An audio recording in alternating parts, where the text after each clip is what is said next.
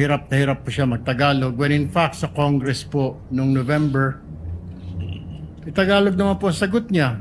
Ang tanong po sa kanya, ni Congressman Luistro, payment of incentive, 11 po.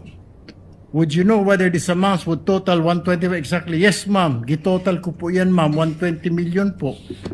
It's all puro Tagalog, Mr. President. What is this? I mean, mabuti po sana pati yung discretionary and she's a government official, she doesn't know what discretionary means is. I mean, what it means? Dito po, puro sumasagot naman po siya. English, Tagalog. Yes po.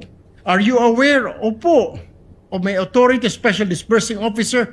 Kasi po, wala akong alam kung paano po i-implement ang mga confidential. Mr. President, tama na po itong panluloko sa atin. Please, Mr. President, compel this witness to talk in Tagalog. Kahit po yung mga Bisaya po nakaintindi ng Tagalog, nakakasalita ng Tagalog, ano tayo sa ibang bansa? Ano tayo, mga Hapon, mga Chinese?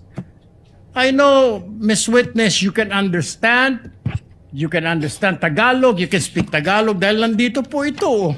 Ilang pahina po ito. Tagalog po yung sagot po ninyo. English po, sumasagot kayo. Tinatanong kayo ng English, sumasagot po kayo. Bakit ngayon parang hirap na hirap? Kailangan i-translate sa Tagalog, sa Bisaya, sagot, Tagalog, Bisaya, Tagalog, Bisaya. Abutin mo tayo ng isang taon dito, Mr. President. Ito po, sumagot naman po siya. Alam nga ba naman, lulukuhin tayo ng nagtatranscribe po nito. Sagot mo yan. Kasi po, nagbabase lang po ako sa ibinigay ni Sir La Chica ng mga ibinalik niya sa akin. Miss Acosta, kindly answer the question. Piatos po ang sinabi ko, ma'am, na apelyido. That's all, Mr. President.